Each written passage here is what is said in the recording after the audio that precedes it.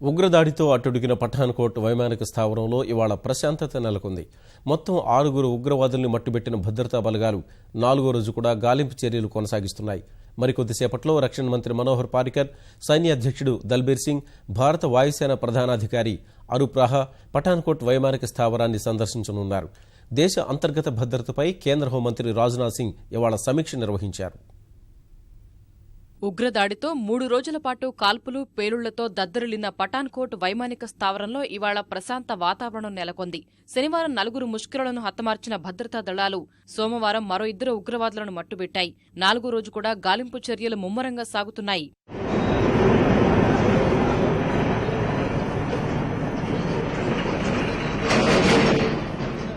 శనివారం ఉదయం మొదలైన ఉగ్రదాడి సోమవారం రాత్రి వరకు సాగింది. వైమానిక స్థావరం పూర్తిగా సురక్షితమని నిర్ధారణ అయ్యే వరకు గాలింపు చర్యలు చేపట్టనున్నట్లు సైనిక వర్గాలు తెలిపాయి. ఇప్పటి వరకు 6 ఉగ్రవాదులను మట్టుబెట్టినట్లు ప్రభుత్వం తెలిపింది. వీరే కాకుండా ఇంకెవరన్నా దాడిలో పాల్గొన్నారా లేదా అనేది ఇంకా స్పష్టం కాలేదు.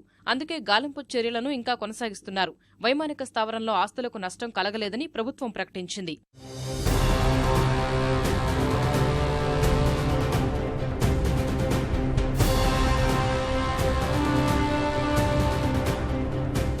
వైమానిక స్థావరంలో కీలక ప్రదేశాలకు ఉగ్రవాదులు చేరకుండా భద్రతా బలగాలు నిలువరించగలిగాయి. తద్వారా ఆస్తి నష్టం కలగకుండా కాపాడగలిగారు. పఠాన్కోట్పై ఉగ్రదాడి, ఆఫ్ఘనిస్తాన్లోని భారత రాయబార కార్యాలయంపై దాడి రెండింటికీ పాకిస్తాన్ నుంచే పథకరచన జరిగిందని ప్రభుత్వ వర్గాలు భావిస్తున్నాయి. భారత్ పాక్ మధ్య జనవరి 15న జరగాల్సిన విదేశాంగ కార్యదర్శి స్థాయి చర్చలు వాయిదా పడే అవకాశం ఉంది. త్వరలోనే ఇరు దేశాల జాతీయ భద్రతా సలహాదారుల మధ్య సమావేశం జరగనున్నట్లు సమాచారం.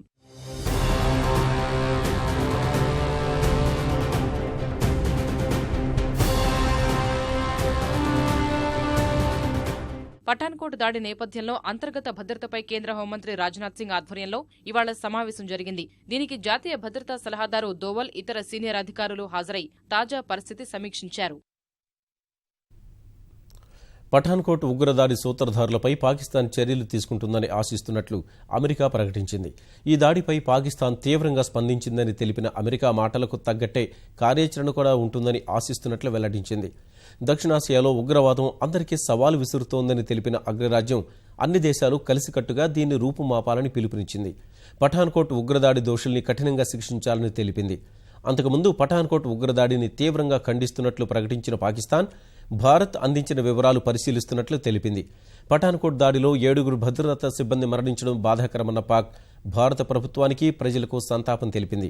పఠాన్కోట్పై దాడి చేసిన ఉగ్రవాదుల ఫోన్ కాల్ రికార్డుల వివరాలు, పాక్లో ఉన్న దాడి సూత్రధారుల మొబైల్ నంబర్లు, ఉగ్రవాదులు సరిహద్దులకు ఆవలి నుంచి వచ్చినట్లు ఆధారాలను మున్ముందు ఇరు దేశాల భేటీ అయినప్పుడు పాక్కు అందించనున్నట్లు భారత ప్రభుత్వ వర్గాలు తెలిపాయి.